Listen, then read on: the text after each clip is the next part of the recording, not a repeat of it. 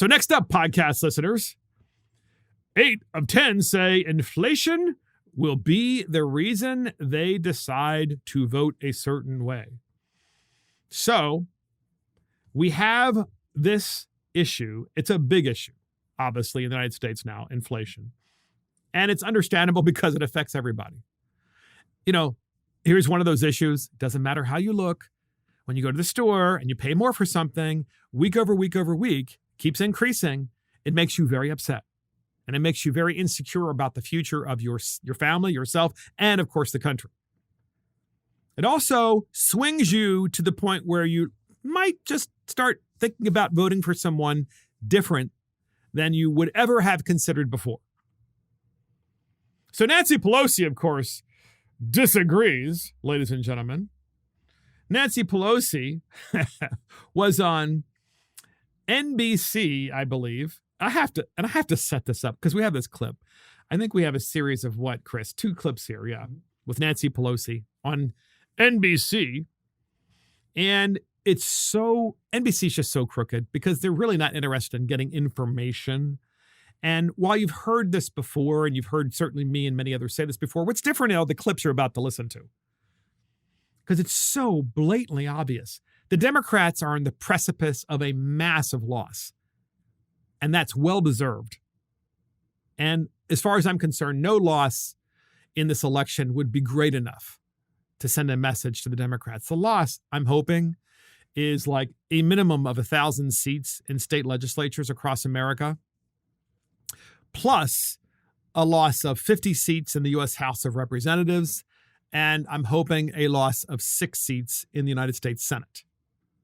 I think that would be a loss that is sufficient enough for the Democrats to realize that they have really messed up this economy and messed up this country and are not interested in the best interests of the American people. So House Speaker Nancy Pelosi decided that the polls don't matter, especially the polls about inflation and crime, because, people they don't care about that stuff. They just don't. So she was on MSNBC during an interview about a New York Times Siena College poll that shows only 5% of voters ranked abortion as the top issue. Only 5%. More than 26% said the economy was their top issue, with inflation right behind it at 18%. I mean, even that with the New York Times, we all know is a lie, because I'm pretty sure that it's probably 90% of America that cares about inflation and crime. Much of what you said, I don't agree with, Pelosi responded after she was asked by MSNBC's Andrea Mitchell the question, why does this matter? It matters because it's not just Nancy Pelosi being obtuse. It's not just Nancy Pelosi spinning. It's the fact that at this late stage in our economy, I mean, we could have a situation in our economy that we go into another great recession. That's entirely possible. And that great recession could be also combined with a war, a major war, which we see in the works now between the Ukraine, Russia, China, the United States, Iran, North Korea, Cuba, Venezuela. Seems pretty obvious to me. A lot of very dark clouds are looming and gathering. So nonetheless, you have MSNBC that is so blinded by all of this activity occurring in international affairs and how it affects the United States and vice versa, and also all of the spending in the United States government, that, you could actually get the situation where the country collapses and MSNBC would be going, make sure you still vote for Democrats. I know the country's going to be fine. I mean, that's how crazy these people are. I mean, there was a time in America when newscasters, even though they always had bias, would still see the writing on the wall that what was happening wasn't good for the country. And even they would come around and start asking the tough questions and, at the very least, trying to hold to account the elected officials who caused the bad things to happen. Oh, no, not MSNBC's Andrea Mitchell. So we have a series of 2 clips here. The first clip is just the question asked by MSNBC's Andrea Mitchell. I mean, she's on NBC too. It's the same network as far as I'm concerned. listen to her question of how she sets it up, of how crooked it is. Is this a reporter? Is this a newscaster? Or is this an advocate? You decide. Here's the clip. Listen. So let's talk about rising inflation concerns along with crime, giving new momentum to Republicans after the Democrats were closing the gap, the historic gap. Yes. So after the Supreme Court ruling, there was huge outrage. That has seemed to subside, at least among overriding concerns. So that was an infomercial for the Democrats. So you have Andrea Mitchell's like, oh, it was really good a couple of months ago when the Supreme Court overturned Roe and threw it back to the states to decide what they want to do about the matter of abortion. I mean, Democrat excitement was through the roof and they were ready to make sure no Republicans got elected. But now it's only fallen to 5% of importance. So she's actually upset. Can we listen to that again? Let's listen to this one more time. Listen, here it is. So let's talk about rising inflation concerns along with crime, giving new momentum to Republicans after the Democrats were closing the gap, the historic gap. Yes. So after the Supreme Court ruling, there was huge outrage. That has seemed to subside, at least among overriding concerns. So the Democrats, did you hear her? She goes, the Democrats were gaining ground. I mean, she was really excited about it, Andrea Mitchell was. The Democrats were gaining ground. I mean, after that Supreme Court ruling, they were gaining ground. I mean, Democrats had already lost ground prior to that ruling because of inflation and because of the endless wars that they seem to be engaged in. But mostly because, let's face it, inflation and gasoline prices, food prices in particular. And also, of course, because of the crazy stuff that's going on in the public school systems and in our colleges. But primarily, the bread and butter issues. And then you have, of course, Andrea Mitchell talking about, and the Democrats were catching up. They were catching. It's unbelievable, ladies and gentlemen. Like, if you owned a network, I mean, I often thought how fun that would be, right? If you actually owned a network, it would be so much fun to actually have honest reporters on and being super brutally honest to the Republican guests that you have and to the Democrat guests that you had. And when you found that you had a reporter who was crooked, you fire them right away. And you make it a point to demonstrate to all of your other reporters and or journalists that that's what you're going to do if they start playing this little game of advocacy versus true journalism and investigative journalism. I mean, it'll be so much fun.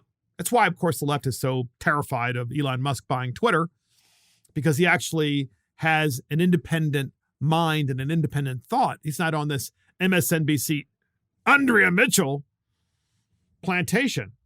So you heard the question from Andrea Mitchell. We have a 1.5-minute response. Granted, that's a little long, but it's a 1.5 minute response from Nancy Pelosi. She's rambling all over the place, of course, trying to find a message. She doesn't have a message.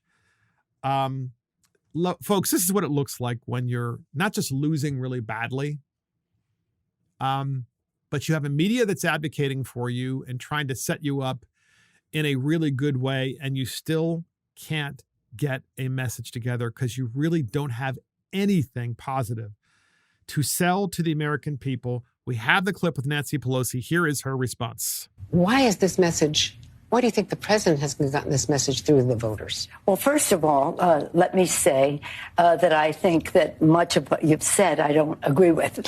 That is to say, the New York Times poll, I think, is an outlier poll. You cite one poll, but all the other polls. It's also the Real Clear Politics average is showing similar issues. No, but that was one that brought down the average, and it was an outlier. It wasn't even that big a sample. So I dismiss that.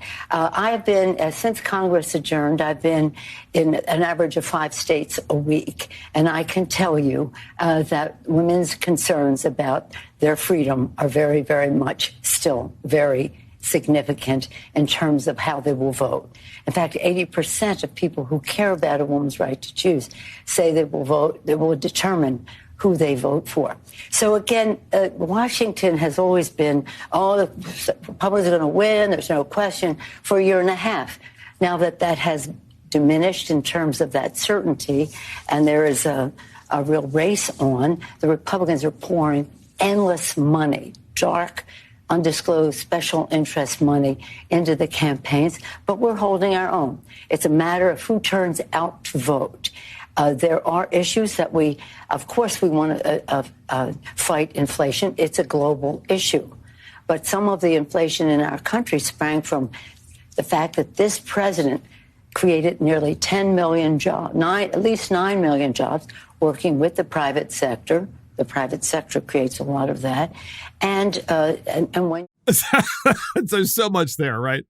Some of the inflation, Nancy Pelosi said, is a result of the president who created 10 million jobs. Government does not create jobs. Government kills jobs. And then she goes and kind of corrects herself and says, well, the private sector created some of them. But the government, yeah, sure, right. And that is what caused inflation. Jobs caused inflation. So 3 takeaways, because I know we're running short on time, from Nancy Pelosi, just as a reminder to the Democrats. These are all top stories today. In the Daily Caller, very concerned, Biden's economic advisor sounds the alarm over record low fuel stockpiles. So Biden keeps using the government's stockpiles of oil and gasoline to flood the market, to try to drive down the price of gasoline and oil prior to the election. And his top economic advisor is really concerned about it because the reason the stockpiles are there are in the event there's a war or a major catastrophe. Next story. U.S. saw record drop in home sales in September. This is in The Hill. So Redfin says that home sales have just fallen off a cliff. And that's in part because of interest rates, but honestly, interest rates relative to long-term interest rates are still relatively low. Quite frankly, they're still much higher than they were, of course, under the previous administrations. Nonetheless, the issue here is people don't buy homes when they don't have a lot of confidence in the economy or in their jobs. And then the next story. 8 out of 10 say the economy and inflation will factor heavily on their votes. So that's in The Hill as well, The Hill newspaper. 8 out of 10 people say when they go to the polls, they're going to take into consideration primarily inflation. Yeah, they're going to do that. And the economy kind of makes sense. So yeah, Nancy Pelosi, you can get all the help you want from Andrea Mitchell of MSNBC. But since you don't have a message other than Republicans bad, Democrats good, you're going to lose, and you deserve to lose big. And that's it from Mark and the Millennials. Thank you for joining Mark and the Millennials. This is Mark Fisher. Thank you to our producer, Christopher Hopkins. Check us out on iTunes, Spotify, YouTube, Facebook, Twitter, Getter, Truth Social, Rumble, and our website. See you next time.